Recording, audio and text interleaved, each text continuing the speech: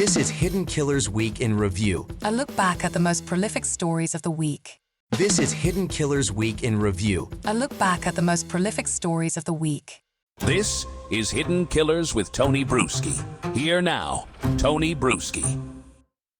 When you sift through the Papa Roger mystery, the details that stick in your throat aren't just the tone of the arguments, it's the precision.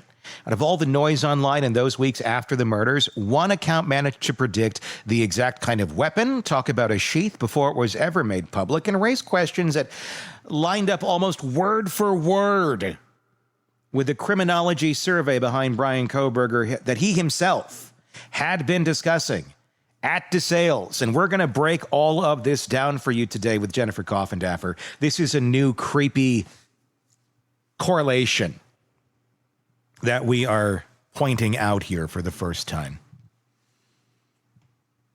It's not a coincidence, it's a mirror.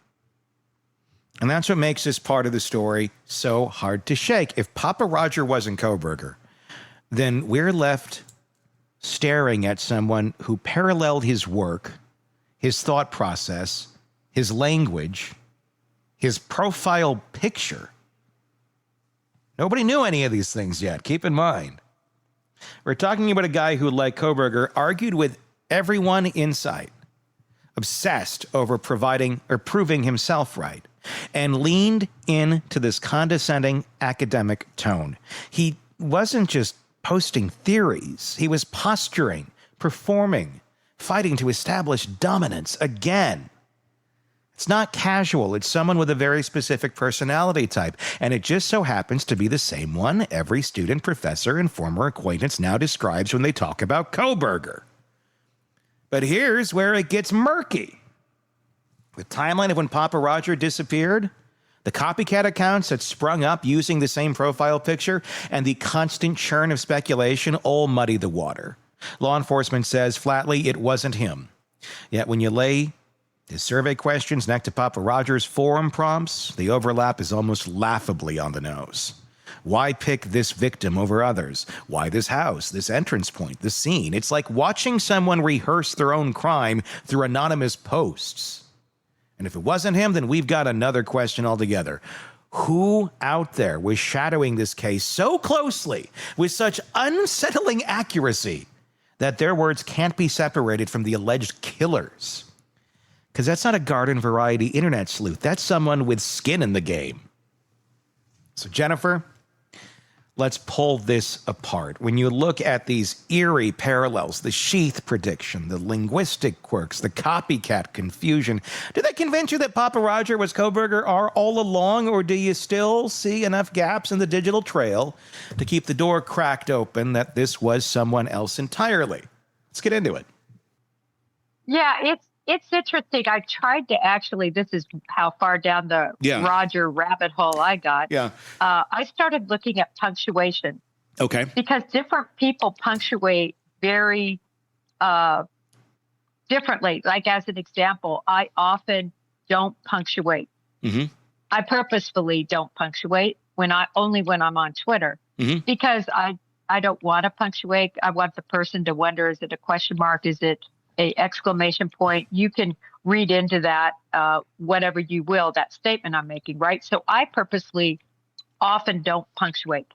When he writes, he sometimes punctuates and sometimes doesn't. So I couldn't even get a read on that. Yeah. I thought I'd be able to. He used the word dolt, D-O-L-T, which isn't used very often, which is like a dumbass. Yeah, adult. Yeah. And that's another sort of, I consider it something in academia, right? Very well-educated people sort of use the word dolt. I always found that interesting, and I tried to find it in all his other writings. I couldn't. I found it interesting he wrote, "The killer lived alone." This was very early on. Again, back to those eerie things. He also wrote, "Breaking news, a white car is driving somewhere in the Americas," which I thought was interesting, always trying to deviate away from the white car, which he knew he was very much linked to. And as we're seeing come out now, everything he did after he realized, oh my gosh, they're focusing on the white car. Yeah. Like the searches that have been revealed recently. Yeah. And we are now seeing just how paranoid he was getting right up until the point where he was arrested on that December 29th at his parents' home, searching terms like wiretap. And this is another one that gets me. Psychopaths paranoid. So he's literally sitting there identifying as a psychopath, I guess, at this moment in time, or he just wants to join the club and, emulate what they do. What do psychopaths do when they might be getting caught? How do they act when they're paranoid? It's another very mechanical aspect to Kohberger that really makes him feel not human, and just following the script of something. Were you surprised at just his level of paranoia right when they came in on him? Or, obviously it shows a level of some self-awareness that he's not unstoppable, because he was watching this stuff like a hawk. Yeah, no, he was so paranoid, and I agree with you. The fact he labeled himself not as an incel, as a psychopath, at least in what they found. Again, I always caution, because they found so little, Tony. Mm-hmm. Do you think that, he only searched a few things? No, he probably searched hundreds of things. Just think how many research in a day. But he did such a great job covering it all up. Yeah. But nevertheless, look at these gems here to show how paranoid he really was, and how he identified, I think, was really important. I think he knew he was a psychopath from this. Yeah, it just makes you wonder, like, how... I wonder what that feels like to because most psychopaths aren't necessarily in tune with their psychopathy. They're kind of just like, they just keep going and doing their thing. They don't lean into it. But it seems like Kohberger's like, yeah, I'm psycho, and this is what I'm going to search for. And does that strike you as odd that he's literally identifying as a psychopath? No, because I think many of them do. It's just in their ages, or everything we have evidentiary-wise on them, we didn't see them talk about it. And that's what I always said about Papa Roger. For me, why I found it so intriguing was because this was the modern era of BTK writing to the Wichita Eagle and Beacon, or Cake TV, right? This was taunting and taunting law enforcement and the public at an all new level. And that's why I thought this was so interesting. But I just don't think it's him, only because law enforcement says that it isn't. But man, I want to see the evidence. Then who is it? We don't have any. Who could it possibly be if it's not him? I guess would be my question to you. Yeah, well, I think law enforcement has determined that. I really do. Yeah. I just think they haven't released it. I think for them to come out and not just say, listen, we never developed that, or we don't know. They're so sure of themselves. So it makes me think they've identified that. Are they, or do they just use the wrong terms when they presented this? That's my maybe you use a little too overconfident of terms or saying it and I'm like, okay, cool. I just love to know more. And if they do know who it is, why would they not? I suppose there's privacy issues there if it is someone else to say, hey, it was you. Not everyone may feel happy about that, their identity being thrown out there, but I don't know. But they haven't said that either. They haven't said, we know who it is. They just said, we don't think it's him. Well, we know early on they did think it was him. Mm-hmm. There was source information out there. Dateline talked about it. There was definite source information, and we know they had a great source that said it was Papa Roger. This was in the earlier time frame, right? And then we know follow-up from that. We now see the documents. I'm posting these documents where they are doing a deep dive on Papa. So even law enforcement was convinced it was Papa. Yeah. And then now they're saying it's not.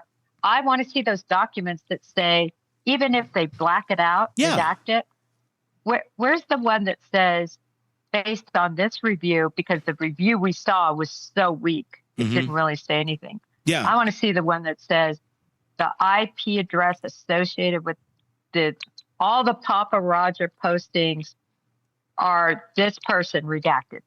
Yeah. Something. Just something. Yeah.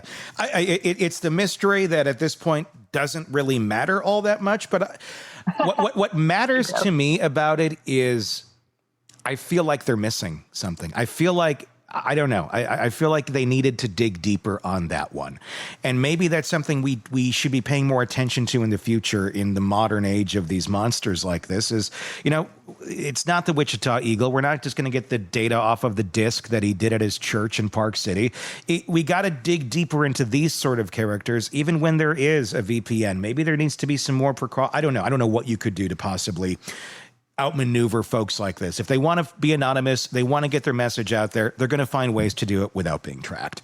I just feel like we hit this brick wall and didn't dig deeper to see what's behind the brick wall, because I think there's more to it. It's a facade of a brick wall. It's one of those thin rock ones where it just falls away and it's like, oh, there's something back here. Here's what this conversation underscores. We're not just dealing with a murder case. We're dealing with the first big test case of how digital anonymity intersects with real-world violence. Papa Roger, whoever he was, became a character in this story because he blurred the lines between speculation and confession. He didn't just talk about the case, he seemed to foreshadow it, echo it, and maybe even live it in real time. And that's the part that still gnaws at me. If you lined up all the posts Papa Roger made with the latter revelations about Kohberger, the overlaps are damning.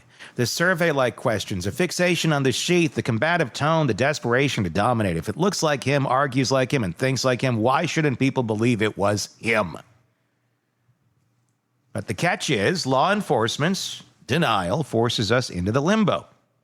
If we take them at their word, then the haunting alternative is that someone else was inside that forum, playing puppet master with uncanny insight. Maybe they were just guessing brilliantly. Maybe they had access to whispers of information that hadn't gone public yet. Or maybe they were just another predator, one we still don't know.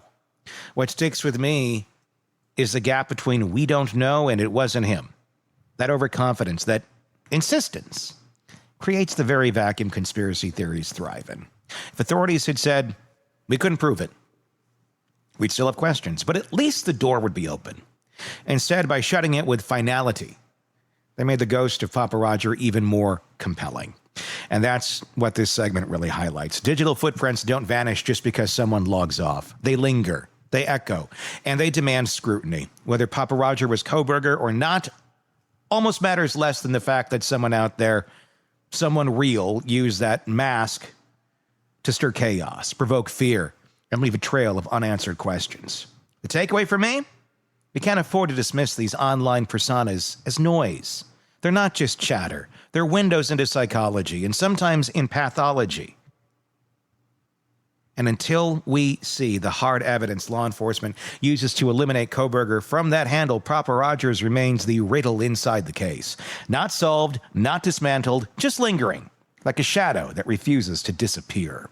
Tell me your thoughts in the comments section on YouTube. If you're not there already, search Hidden Killers with Tony Brueski, and you will find us there. Be sure to press subscribe while you're there as well. Until next time, I'm Tony Brueski. We'll talk again real soon. Want more on this case and others? Then press subscribe now and don't miss a moment of true crime coverage from Tony Brueski and the Hidden Killers podcast.